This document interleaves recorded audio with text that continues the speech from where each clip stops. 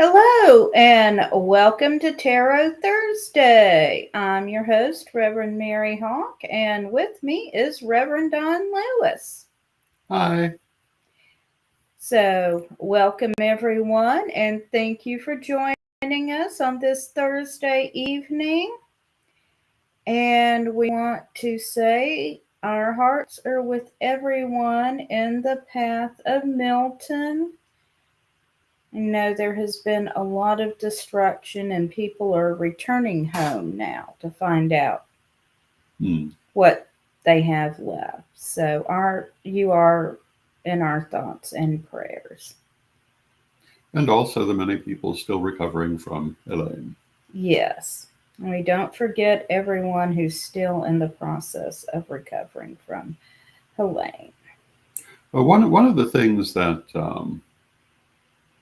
I don't know if people who have not experienced this sort of thing realize is that it's not going to be a quick recovery. No, It's going to go on for a while. no, because communities are absolutely devastated. Yes. And although it seems like disaster relief is doing everything that it can, even so, it's going to take a while. I mean, there are going to be houses that need to be repaired and rebuilt, roofs that need to be fixed, infrastructure that has to be um, repaired, um, a vast amount of work to be done. Yes. So it's not going to be a couple of days and everything goes back to normal. No, it's not going to be at all. And there are going to be people who will be displaced for quite some time because of it. Yeah. And of course, not everyone has the same effects from it. Some have experienced greater loss than others, um, and some will deal with it in different ways than others. But many people dealing with a great deal right now. And Byron Ballard is doing a lot of work with disaster relief, especially around Asheville, North Carolina. And she has been asking for people who have experience with psychopomp work, that is, crossing souls into the afterlife, to be of assistance at this time, because so many have crossed at once. And this is something that they're finding themselves dealing with, in addition to all the physical things that have to be done, the spiritual work as well. Yes. And it will be quite a process. And since it is Tarot Thursday, if you have a question for us, please go ahead and post it in chat. And if you don't have a question, you can always just say hello. Hey, Renee. Hello, Renee. And yes, we can do a general reading for you. Happy to do so. Hope you're doing well this evening.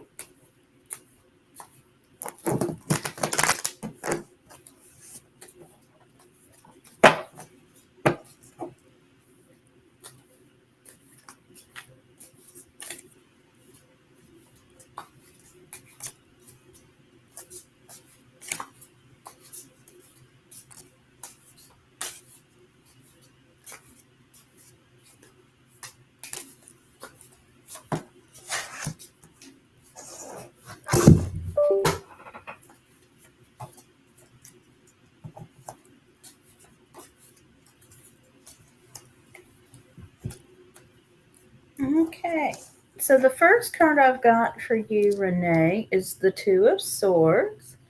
So this is a partnership. It usually means a business partnership or an alliance rather than a friendship. And it may be temporary in nature, but be looking for someone to be helping you get things done. Then I've got the Ten of Lamps. So this card is talking about perfecting your magic, your spirituality, and being in a position to use those things to better your life. And then finally, I've got the Tower, which is, is transformation. So I would look for some major changes in your life in the next few weeks.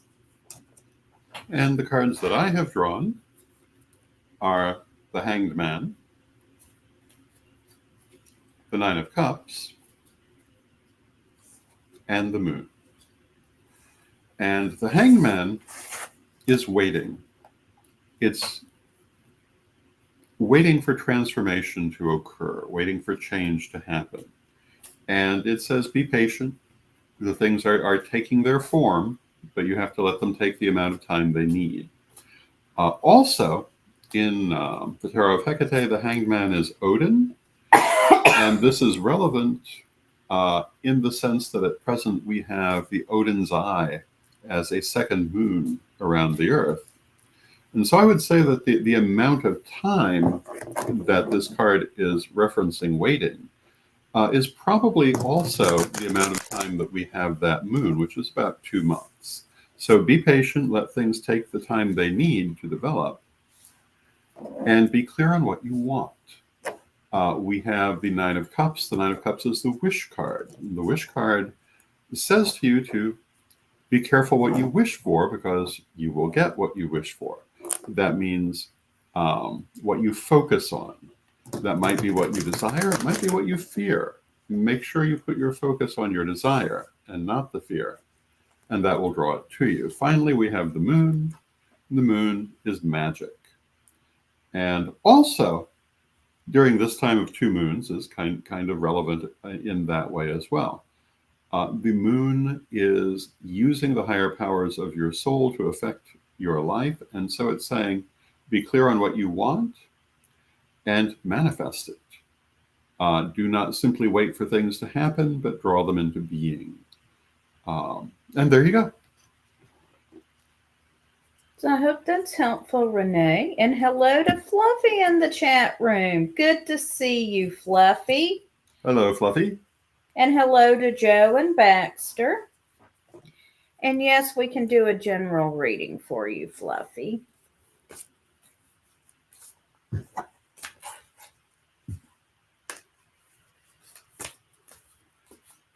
Tell Baxter I think he's drinking too much coffee for a pupper his size.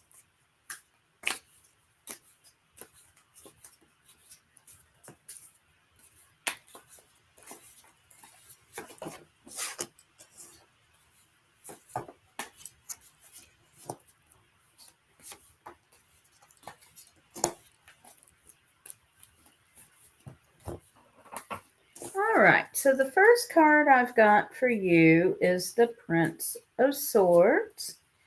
And this is talking about, sometimes called selfishness, but really it's making sure your own needs are met.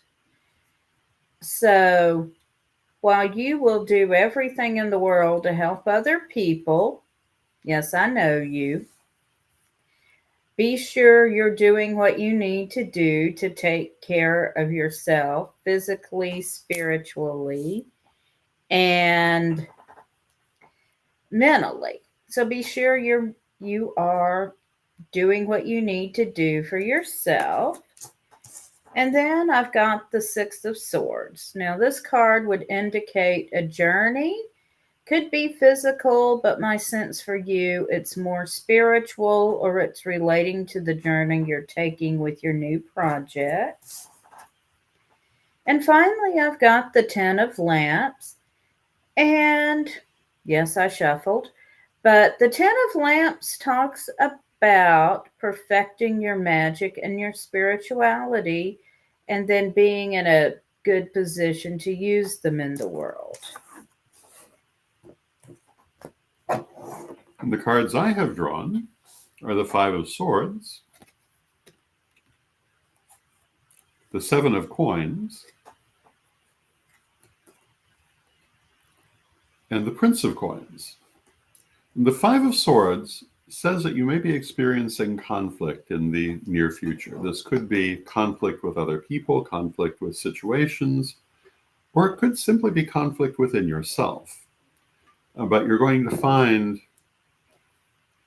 conflict around going forward. Part of that comes from the Seven of Coins, which says that you have a number of options in front of you that you are looking at, a number of possible ways of handling things, a number of possible ways to go forward, but you're not clear on which one you want yet.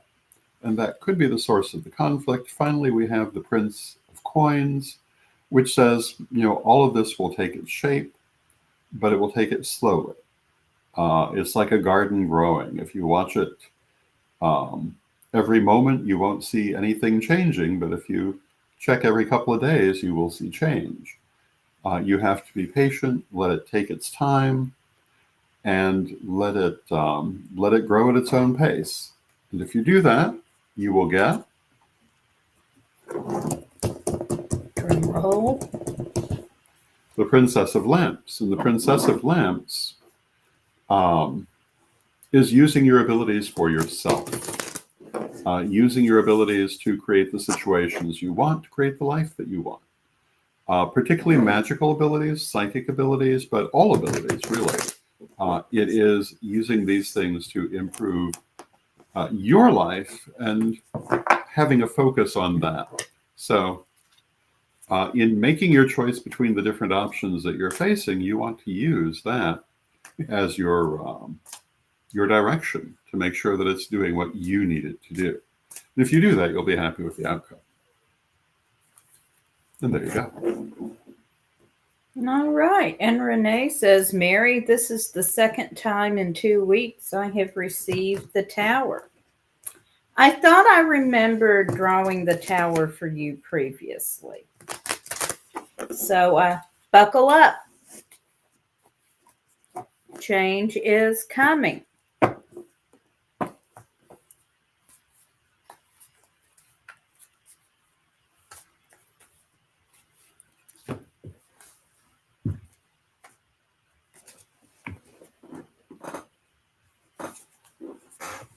And does anyone else have a question for us? If you do, go ahead and post it in chat. And I'll talk a little bit about Nashville Pagan Pride Day. I mentioned leading up to it, we did have it last Saturday. Reverend Don did teach tarot. No, not tarot. Astrology. Astrology. I've slept since then. And I totally entertained that audience. He did. We had a great turnout, around 1,000 people. We did have a few protesters that we mostly ignored, and they gave up and went away. We had 3 rituals. Our entertainers were wonderful. Our presenters were wonderful. And I am proud of this. And I'm going to look up the numbers on my phone to be sure I get it right. So we raised our...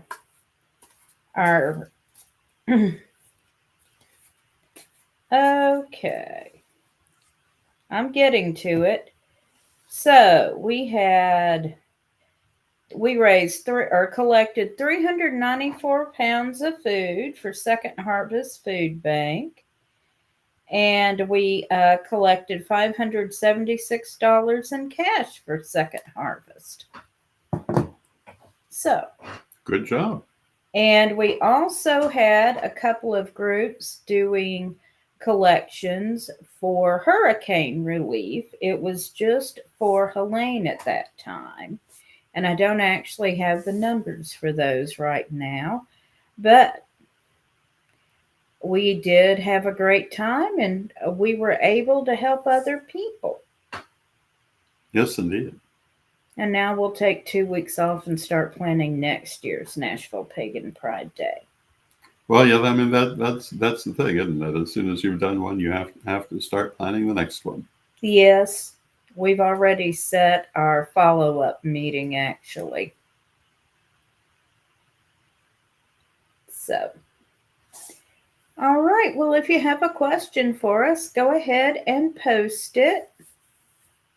And if not, we will sit here and chatter at you. Yes.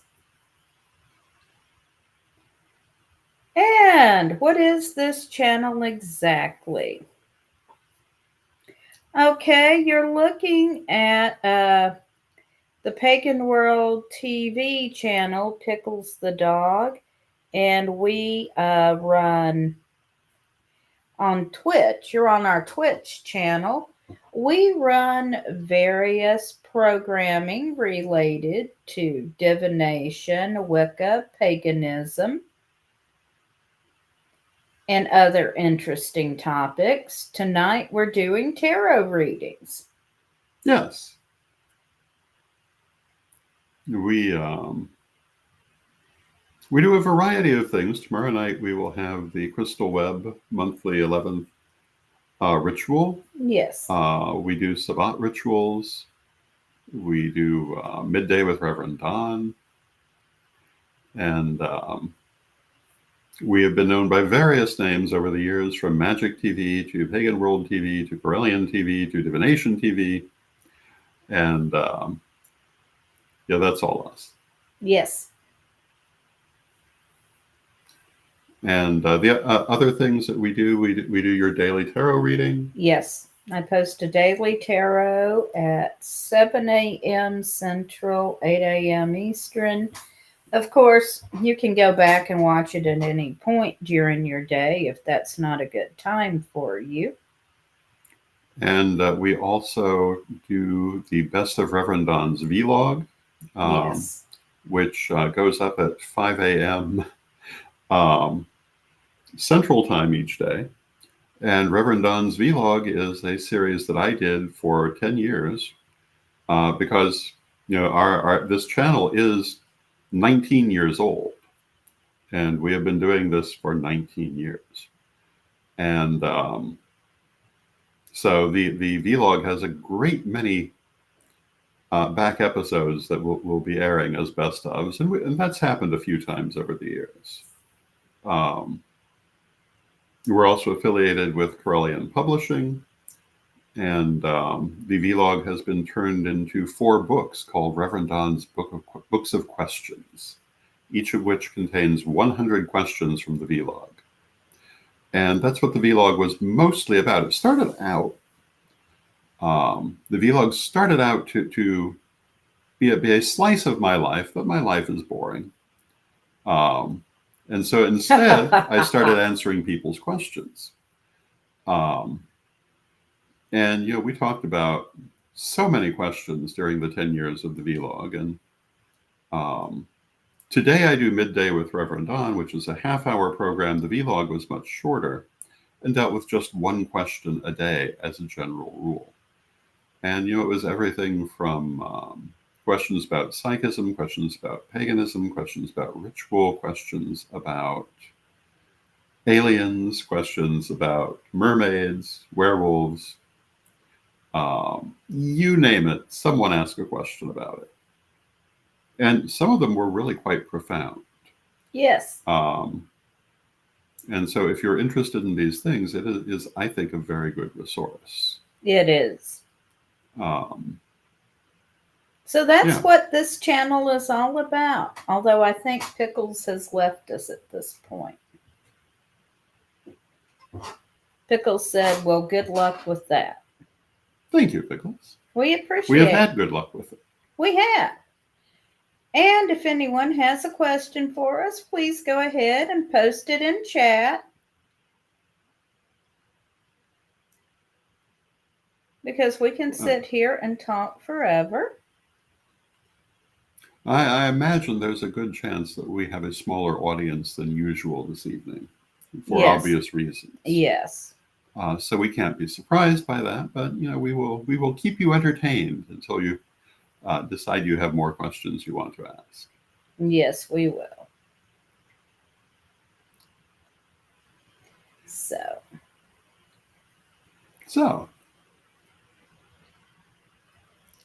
Um, well, what shall we talk about while we're waiting? Well, why don't we pick which one of your uh, Lord Don's Library of Horror episodes you want to run for Saturday Oh, night? oh, that's right. We have a number of those. Yes. Um, Hi, Aura. Yes, we are drawing cards for people. If you post a question, we will each pull 3 cards, more or less, on your topic. let's see some of the films that we did Carnival of Souls And Metropolis. and Metropolis, Son of I want to say Son of Gwanji, but I don't think No, that I was think it. it was Inagi. Yeah, but you know the one I mean. We did The Ghoul with Boris Karloff, which was a good one. I think that was my favorite.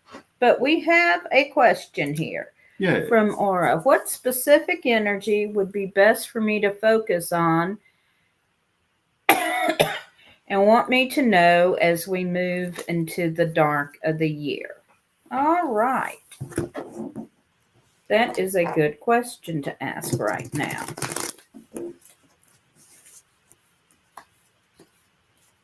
Yeah, that Spirit wants me to know about as we move into the dark of the year.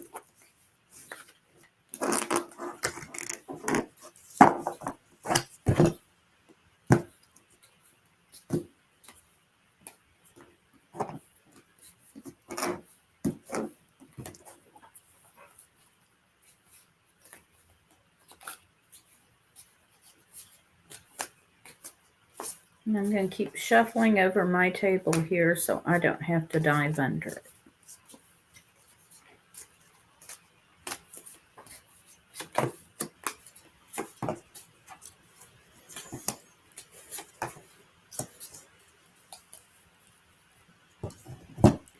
Well, the first card I've got for you is the Queen of Swords. Yes, it's me.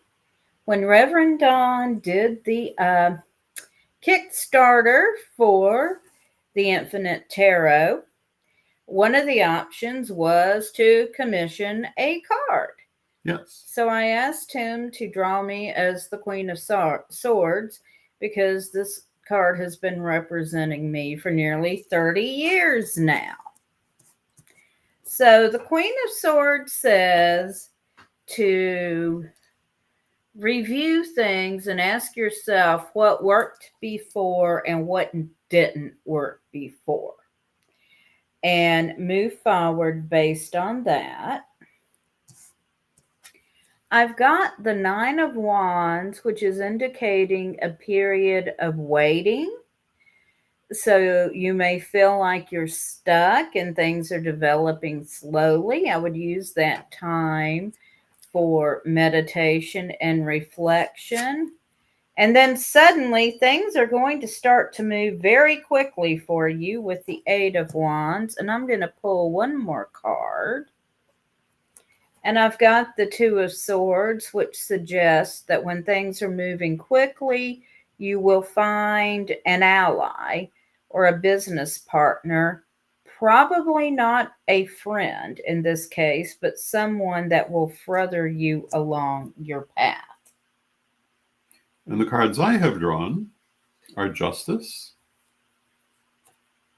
the Four of Lamps, and the Three of Lamps. And lamps have to do with spirituality, which is kind of at the crux of this question. And of course, Justice is one of the major arcana. Justice begins by saying the more that you put into this period, the more you're going to get out of it. If you feel a tendency to pull back, you'll get less. If you push forward, you'll get more. And part of what that means is if you feel overwhelmed by what's happening, you can pull back and slow it down. Or conversely, you can push forward and things will increase. The Four of Lamps says that this is a time of seeking guidance, a time of looking for where you're going. And I don't know if that's exactly Spirit saying you should focus on that, but you will focus on that. And it's followed by the Three of Lamps, which is working with others. So I think that what I would say in answer to this question is a big part of this is working with one or more other people, working in community, working not just on your own, but in concert with other forces. And if I were to identify one energy that Spirit is pointing out, I would say that is it. To work in partnership and or group. I'm going to roll one more card for you, however. We call this the Brian card. It's that extra card we sometimes have to draw. And I've drawn the King of Lamps. So another lamp. So still a focus on spirituality. The King of Lamps is meditation. Connecting to your higher self, being led by your higher self. And so it's saying that while the emphasis here is on working with others, you also have to make sure you continue working with yourself and that you're working from your highest good. At the same time, you're working in concert with others. And so there you go. So I hope that is helpful, Aura. And for those who are not familiar with the Tarot of Hecate, it is a 100-card tarot deck, sometimes more. It has a number of expansion decks that in the form of the Infinite Tarot can make it pretty infinite. But the actual Tarot of Hecate itself, which is the basis of the Infinite Tarot, is 100 cards and includes an additional suit, the Suit of Lamps, in addition to the traditional minor arcana suits and a number of extra major arcana cards. So as you see us reading, you'll see those cards come up. And if you were wondering where they're from, this is where they come from. And a lot of that comes from Lady Bitterwind, the former first elder of the Corellian tradition, now among the beloved ancestors, who was a tarologist in her own right. Greatly influenced me to create the Tarot of Hecate. And it illustrated a number of her points of view as well as my own. She felt that to be truly complete, the tarot needed to come up to 100 cards. She felt numerologically it was more appropriate. She knew that in its origin, tarots had often been much larger than modern tarots have come to be. And she just felt that 100 cards would be ideal. And that's how the Tarot of Hecate was born back in the 1980s.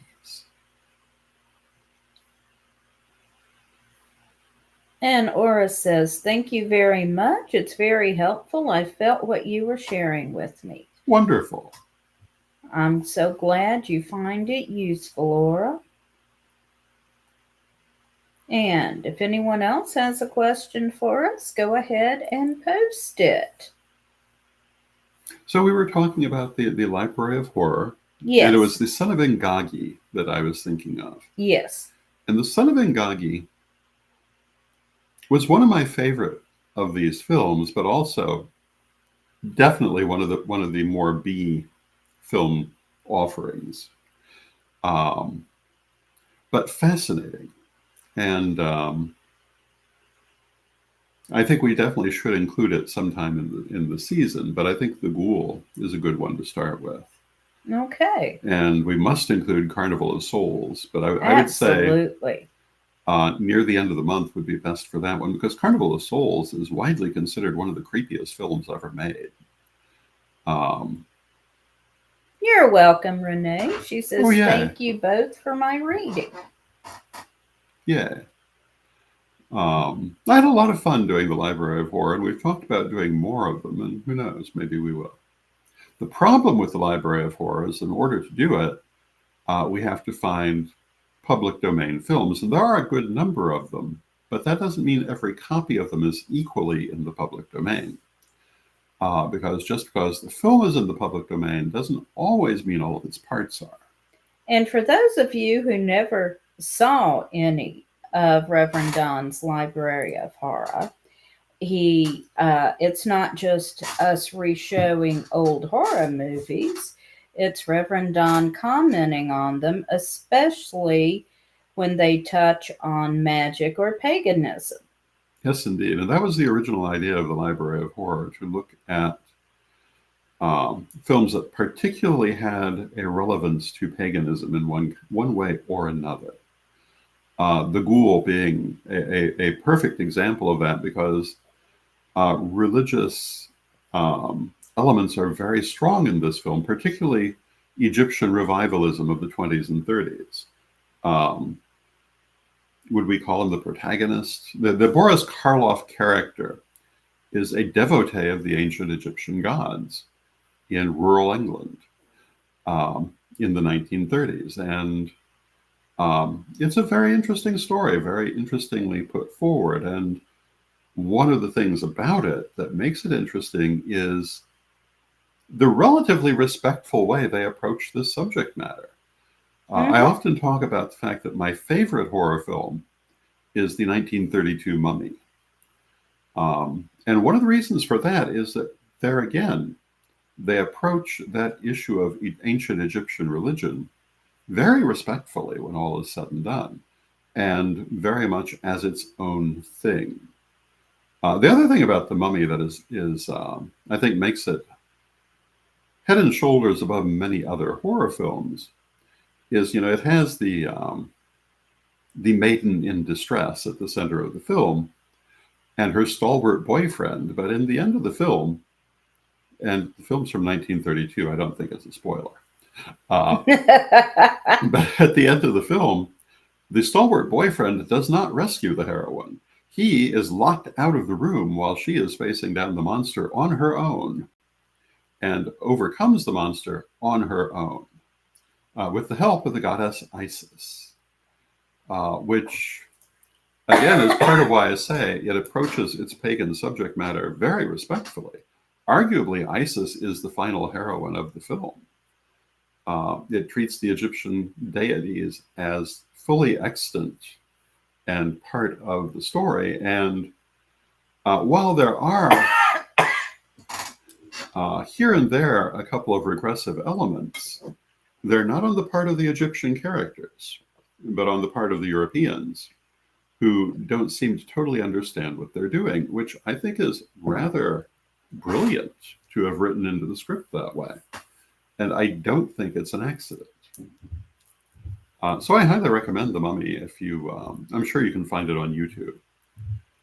And The Ghoul, although not as good a film, has many of these same qualities that make it very memorable. Yeah, the only one who seems to out and out disapprove of his religion is the country parson, vicar, whoever he was. Yeah. And he turns out to be more than he appears. But you'll have to see the film to understand what we mean by that. But it's an interesting film in its own right, but especially from the point of view of paganism in the 1930s. You may have had people telling you that all of this started in the 1950s. That is not true. Paganism was a big deal in the early part of this century. And you see it very strongly in films like this. And one of the things that I often object to is that we seem to want to make unnecessary divisions in our history when we examine it that disconnect us from one another. But that the history of the pagan movement goes back hundreds of years, and when you look at it that way, it's indisputable. It's when people try to introduce minute divisions that it gets chopped down into smaller periods. I do not think that you can really understand modern paganism well if you don't understand hermetics and alchemy, which was very much a spiritual movement and heavily pagan, very much similar to what we teach today. Once you separate it from its mythology and look at its actual mythology, um, or the various Druidic revivals, the Druids of Yola Morgannog, um, and various other Druidic orders from several centuries ago, some of which are still going. These things are all very important to how we are where we are. And they aren't really separate from each other, but we tend to make them separate. And several different Egyptian pagan revivals that have occurred, classical Greco-Roman revivals, which have been almost constant. Thomas Merton, who was a prominent figure in the 1600s in North America, who was a devotee of the goddess Venus. But you would never think that to read many people's histories of modern paganism. But it's pretty well attested, even though there are people who try to represent him in different ways. But it's pretty well attested. One of the interesting things, I lived in Salem for a while, and one of the things I learned there is at the very same time the Salem witch trials were happening, there was all kinds of metaphysics happening in the community. Several of the judges were alchemists, something we would link to witchcraft in the modern mind. They did not, at least in the way they were using the definition. But there were also classical revivalists. The Crowninshield family, who were very wealthy, had a practice of classical revivalism going on their estates, and no one said a word to them because they were very wealthy. And it wasn't considered the same thing because attitudes have changed. Why it wouldn't be considered the same thing, I don't know, but it's right there in the records. But then you'll find people who try to tell you all of this started in the 1920s or the 1950s. I've even seen people try to say it started in the 1990s. Really? I've seen people try that. I've actually seen people try to say it started in the early 2000s, which speaks to how poor human memory can be. I remember when I was a child, these things were very popular, arguably more mainstream than mainstream in different ways than we've seen them since. I remember a number of television programs that touched on it, including one called The Sixth Sense that I remember very strongly, if not very clearly. And, you could buy metaphysical books in your local supermarket. Those little pamphlets. Yes. I remember those. Uh-huh. I wasn't allowed to touch them. My mother happily bought them. And I learned numerology from one of those, my first exposure to it. And my mother happily bought it for me because she was encouraging all of these studies because she was from the same tradition I am. And I became Correllian because of my mother. I was raised with it and brought into it very early. Man, Myth, and Magic. Fascinating series. As I recall, we were buying it in our local Kroger. And it was in the magazine shelf with all the other magazines. And I don't think, I guess you would see that today, because I have to say that the last time I went to CVS, I saw two different magazines on witchcraft. One, I think, may have been National Geographic. The other was independent. And among my various keepsakes is that issue of National Geographics that examined witchcraft and included my photo in it, which was something I never thought I would see, but I'm quite proud of that. Yeah, and we do need to pause at this point for a word from our sponsors. Yay, sponsors! We love our sponsors.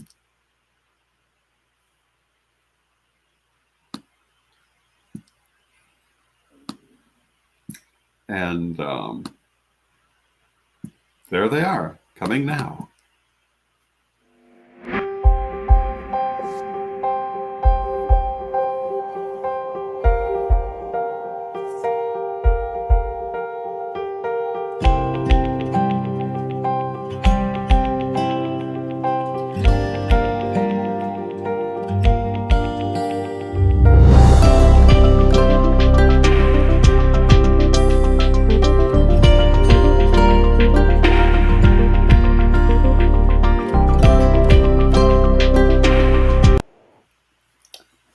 that was Equinox Learning Hub. We really appreciate them. And now our other sponsor.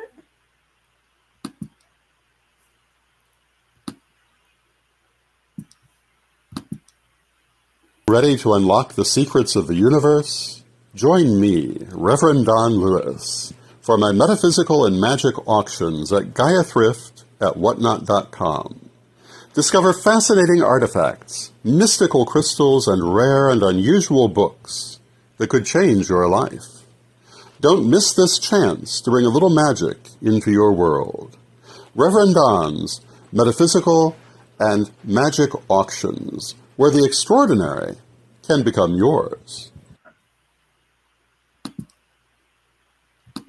And thank you to Reverend Don. And our next Metaphysical and Magic auction is scheduled for Sunday evening. And I'm hoping to have some really interesting things for you on Sunday evening. And at this point, I'm going to add that if you would like to schedule a reading with either of us, you may do so at divinationtv.com, your destination for all things divination. And it is coming up on the liturgical new year, so a wonderful time to get a reading. And Yes.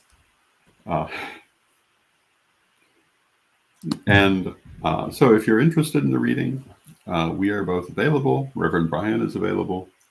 And also, if you would be interested in becoming a sponsor of our programming, you can write to us at divinationtv1@gmail.com. And you can supply your own commercial, or we can make one for you. So, and does anyone else have a question for us?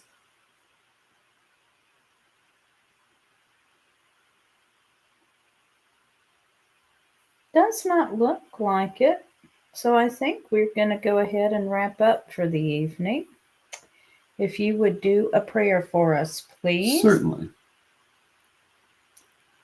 Divine Mother Goddess, Divine Father God, beloved ancestors, we thank you for all that you do for us in our lives, and we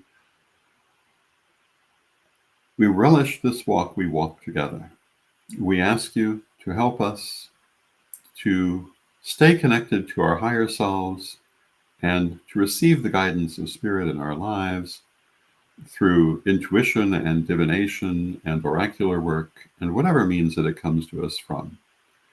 And during this particular time of 2 moons, when these things are particularly highlighted, we ask you to help us to keep our eyes open to all the messages that we may receive. Beloved Mother Goddess, beloved Father God, beloved ancestors, we thank you with great love, and knowing you are always with us, still from respect, we thank you for your presence, and may be blessed now and always.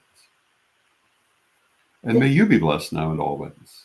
Blessed be, and I will pause to remind you that we will be holding our Crystal Web ritual tomorrow night at 7 p.m. Central, 8 p.m. Eastern. On whatever channel you are watching this program, you'll be able to join us for that. So please consider joining us. Thanks for joining us tonight. Check out my daily tarot reading tomorrow morning.